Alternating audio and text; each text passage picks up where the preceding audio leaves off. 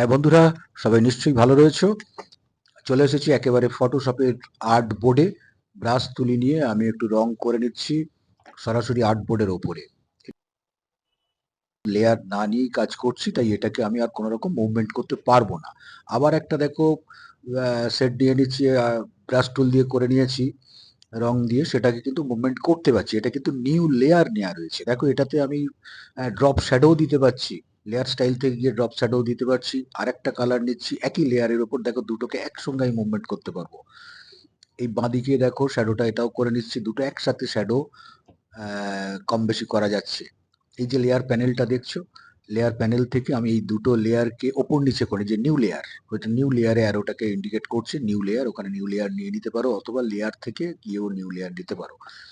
আরেকটা নিয়ে নিয়েছি, দেখো এই লেয়ারগুলো কিন্তু মুভমেন্ট করা যাবে, ওপরে নিচে সামনে, যেখানে মনে হবে সেখানে কিন্তু লেয়ারগুলোকে মুভমেন্ট করে নেওয়া যায় যদি নিউ লেয়ার নিয়ে কাজ করি আমরা, বা লেয়ার নিয়ে কাজ করি।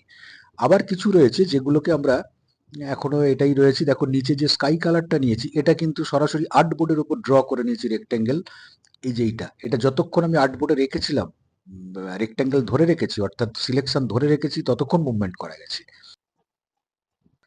এখানটা দেখো একটা পেন টুল নিয়ে একটা পাতা ড্র করে নেব। এই পাতাটাকে কিভাবে কাজ করব, মুভমেন্ট করা যাবে, দেখে নাও।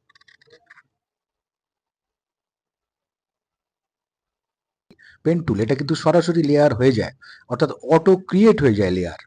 পেন টুল, তারপরে রয়েছে কাস্টম শেপ টুল, এগুলো অটো লেয়ার হয়ে যায়। আর আগে যেগুলো দেখছিলে ওগুলো কিন্তু লেয়ার নিতে হবে ব্রাশ টুলের কাজ করলে। তো চলো, এটা একটা পেন টুল দিয়ে আমি একটা পাতা ড্র করে নিয়েছি। এটাতেও আমি শ্যাডো দিয়ে নিচ্ছি, ড্রপ শ্যাডো। ড্রপ শ্যাডো দিয়ে এখানটাকেও আমি দেখো আর একটা, হ্যাঁ ড্রপ শ্যাডো দিয়ে নিলাম। ড্রপ শ্যাডোর পরে এটাকে আমি একটা কপি করে নিচ্ছি, অল্ট প্রেস করে ড্র্যাগ করে আর একটা কপি করে নিলাম। থেকে আমি যে কোনো একটা শেপকে নিচ্ছি, ধর এই খরগোশটা নিচ্ছি। এই খরগোশটা নিয়ে আমি এখানে টেনে দিলাম, ড্র করলাম। তাহলে কি হলো, এটাও কিন্তু অটো লেয়ার ক্রিয়েট হয়ে গেছে। অটো লেয়ার ক্রিয়েট হয়েছে। এই অটো লেয়ারটা এখানে তুমি কিন্তু একে ইচ্ছে মতো, যেমন একেও তুমি যদি মনে করো লেয়ার থেকে লেয়ার স্টাইল থেকে তুমি যদি গ্রেডিয়েন্টে যাও, তাহলে কি হবে, দেখো এই গ্রেডিয়েন্টে গিয়েও কিন্তু এখানে কাজ করা যাচ্ছে, যাচ্ছে না? এখানে তুমি গ্রেডিয়েন্টে গেলে গ্রেডিয়েন্টে, এবার যেমন আমরা কাজ করি, হ্যাঁ, যদি মনে হয় আমরা যে কালারটা চেঞ্জ, দেখো চেঞ্জ হয়ে যাচ্ছে। তো এই হচ্ছে ব্যাপার। এই লেয়ারগুলো কিন্তু আমরা আলাদা করে লেয়ার ক্রিয়েট করতে হয় না, ঠিক আছে? এটা অটোমেটিক লেয়ারটা ক্রিয়েট হয়ে যায়। আবার দেখো, আমি যদি এখানে এই আর্ট বোর্ডের ওপরে যদি কিছু টানি, ড্র করি, যেমন ধরো ব্রাশ টুলটাই নিলাম, ব্রাশ টুল নিয়ে এখানে আমি একটা কালার চেঞ্জ করে দিচ্ছি। ধরো লাল, যেটা রয়েছে মেরুন কালারটা আমি এখানে ড্র করছি। দেখো এটা কিন্তু আর্ট বোর্ডে হচ্ছে, আর্ট বোর্ডেতে ড্রটা হচ্ছে। এটা কিন্তু খরগোশের নিচে চলে গেছে, ঠিক আছে? আমি কিন্তু এটা কখনোই আর খরগোশের সামনে আনতে পারবো না, বা খরগোশটাকে আমি ওদিকে নিয়ে যেতে পারবো না, ওই চকলেটের পিছনে নিয়ে যেতে পারছি না। কিন্তু যখনই আমি একটা লেয়ার নতুন করে ক্রিয়েট করব, যেমন ধরো এই কাস্টম শেপ টুল থেকে আমি, এটা খরগোশ ছিল, খরগোশটাকে আমি এখান থেকে ডিলিট করে দিলাম। এবারে ধরো কাস্টম শেপের মধ্যে আমি পায়রাটা নিচ্ছি, আর এখানে কালারটাকে চেঞ্জ করে আমি ধরো হলুদ করছি, ঠিক আছে? তাহলে হলুদ, আমি এই একটা পায়রা ড্র করে দিলাম। এই পায়রা ড্র করার পরে এইটাকে কিন্তু দেখো খরগোশের পিছনে আছে, কিন্তু আমি মনে করলেই এটাকে খরগোশের ওপরে নিয়ে চলে আসতে পারি। শুধু খরগোশের লেয়ারটাকে আমি নিচে নামিয়ে দেবো। দেখো এই লেয়ারটাকে আমি ইচ্ছে মতো কাজ করতে পারছি, এই লেয়ারটাকে আমি ইচ্ছে মতো কাজ করতে পারছি, এই যে লেয়ারটা খরগোশটাকে। কিন্তু আর্টবোর্ডের ওপর যে লেয়ারটা ব্রাশ টুল দিয়ে যে ড্রটা কে নিয়েছি, সেটাকে কিন্তু আমি কোনোভাবে সরাতে পারবো না। এই হলো লেয়ারের কাজ।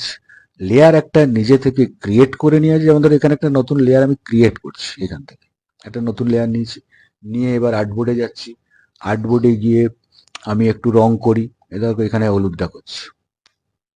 এই হলুদটা কিন্তু আমি সেই ব্রাশ টুল দিয়েই করছি, কিন্তু এই হলুদটাকে আমি মুভ করতে পারবো। কারণটা হলো আমি এখানে আলাদা করে একটা নিউ লেয়ার ক্রিয়েট করে নিয়েছি। করে নিতে হয়েছে। আর খরগোশ বা পায়রাটার ক্ষেত্রে কিন্তু লেয়ারটা অটো হয়েছে। ঠিক আছে? আর পেন টুলের ক্ষেত্রে তোমরা দেখেছো পেন টুল দিয়ে যে কাজটা করব সেটাও কিন্তু অটো লেয়ার হয়ে যায়।